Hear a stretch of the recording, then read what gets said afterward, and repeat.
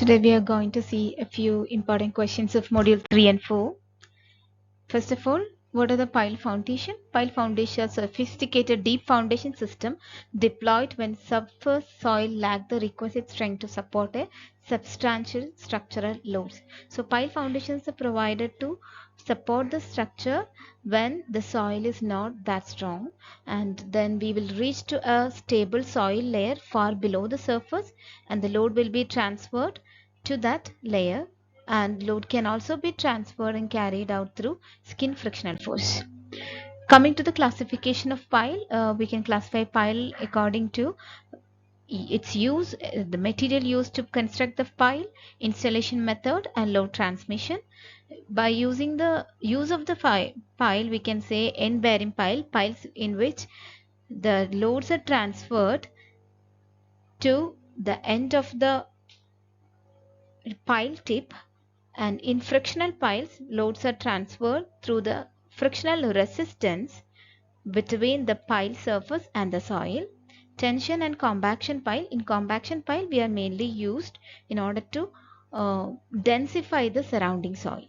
Coming to the material, different types of pile materials are timber, concrete, steel, and composite, where more than two materials are used.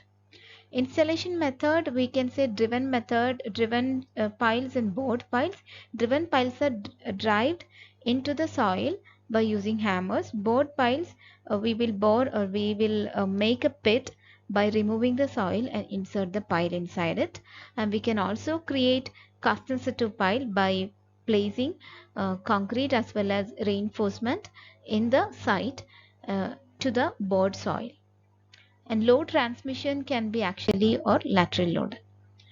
Coming to the examples of each types of piles, end bearing piles example is RCC piles, which are mainly used in bridges, and frictional piles or precast timber concrete piles, which are used in clay soil.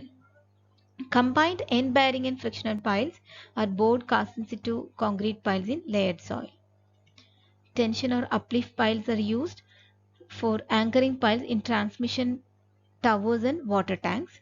Compaction piles, as I said before, which are used to sand piles are used for soil densification.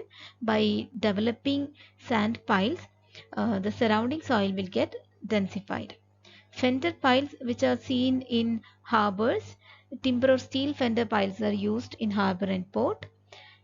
Breaker piles or baiter piles are used in retaining walls or bridge abutment in order to strengthen that retaining wall.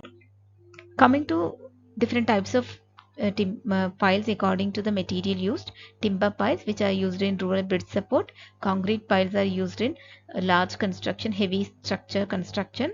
Steel piles are mainly used in marine works, and composite piles are used in combined property made of two or more material, in which concrete filled with steel tube piles are used. Next, look into floating foundation. So when a foundation is constructed, before the construction of foundation, we will remove a certain amount of soil. If the soil and the water inside is removed from a particular area in order to construct a foundation, and if the soil which have excavated out have the same weight of the foundation created, we call that type of foundation as floating foundation. So the weight of the building is approximately equal to the full weight of the soil and the water removed from the site of the building prior to the construction is called floating foundation. The main principle is that weight of the removed soil by a structure of the same weight which cause zero settlement of the structure. So in the case of floating foundation, settlement will be zero. Now let's look into two types of pile called displacement piles and non-displacement piles. Displacement piles are the piles which are used by inserting with the help of a hammer, whereas a non-displacement piles are, we call it as replacement pile, is a foundational element constructed by removing soil to create a void. Then we will fill the concrete or precast pile into that void. Board piles and continuous flight auger piles are examples of non-displacement piles. Look into the advantages of displacement piles. As I said before, displacement piles are inserted by using hammer. So pile material can be inspected for quality before driving because we are not constructing the pile on the site, and it tend to compact surrounding soil, thereby increase the bearing capacity of the surrounding soil, and it can be driven into very long length. Construction operation is not affected by groundwater as the pile is already constructed, and soil disposal is also not necessary since we are not moving or removing any soil in order to insert this type of piles. But coming to the disadvantages, it may break during the driving, which can be a huge loss in terms of economy, and ground displacement may cause movement or damage to adjacent piles or adjacent structures, and it cannot be driven in a condition of a low headroom since a big pile have to be inserted with its entire length. So this cannot be done in a low headroom area. There will be noise and vibration which can be unacceptable for the surroundings. Coming to non-displacement pile, compared to the displacement pile, they are less noisy or less vibration, but equipment can break up practically all kind of obstruction since we are constructing it in the on-site, and it can be installed in condition of low headroom, and there is no ground heaving occurring since they are not replacing or compressing the surrounding soil. Depth and diameter can vary easily. However, concrete cannot be inspected after the installation, and liable to squeezing or necking can be happen, and raking board piles are difficult to construct, and drilling a number of pile group may cause grooves, ground loss and settlement of the adjacent structure. So it cannot be extended above ground level without special adaptation. Now look into the major causes of settlement. We can say the settlement of soil occur due to weak bearing capacity of the soil. If it is a filled soil, if the filled soil is inadequately compacted, there is a chance that the soil gets settled at the later stage. And if moisture content changes, for example, if you are constructing a building during a rainy season or a winter season where the soil um, cons consists of lot of moisture content, and when the dry season happen or summer season happen, these water molecules will escape from the voids which can cause settlement of the soil. So change in moisture content will also cause soil settlement. Erosion and surface runoff will also provide heavy rainfall or poor drainage lead to the washing away of the topsoil which cause the settlement of the soil. And poor consolidation, especially during if it is a saturated clay layers, if higher structural loads are provided, if the consolidation is not done properly, there is a high chance that it will get consolidated after a few years, which can cause settlement of the structure. Then maturing trees and vegetation. This is a common phenomena occur in village area where tree roots extract large amount of water from the soil, leading to desiccation and shrinkage, which can initiate cracks and settlement in the soil. And also the groundwater fluctuates. If the groundwater fluctuates very often, it can change the pore water pressure, which can cause settlement. Vibration and seismic activity, which can cause the soil to rearrange the soil particles by itself, which also lead to soil settlement.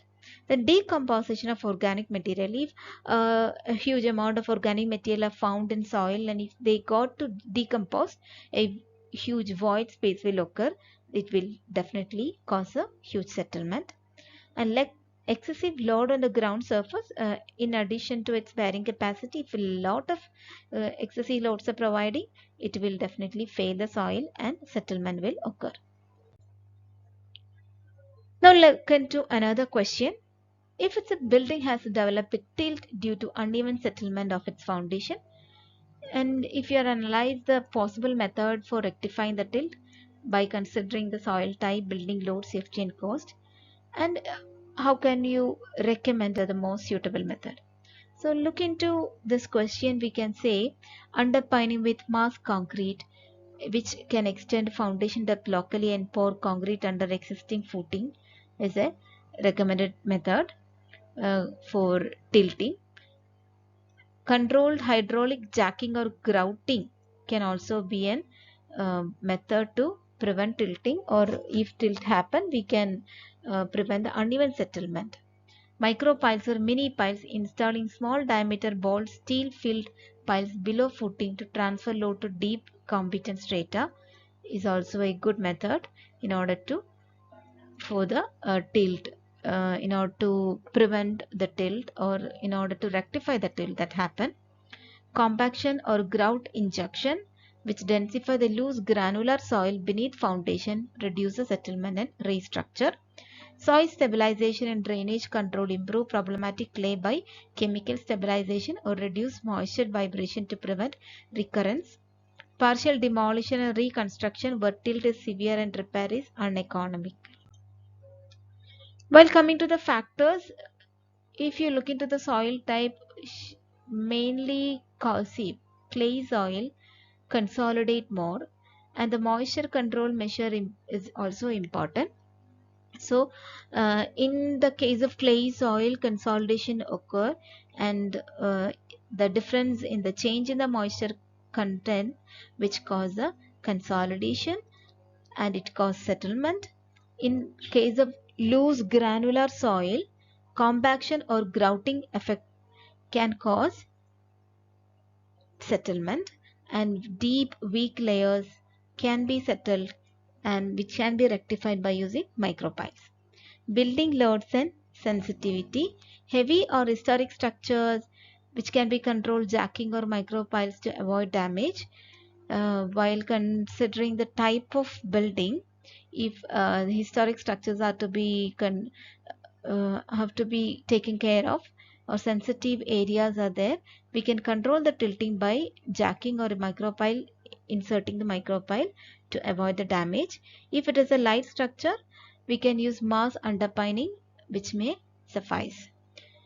And in case of safety, staged lifting and temporary shoring can be provided with a good method to rectify the tilting or prevention of tilting, and we can also avoid sudden jacking.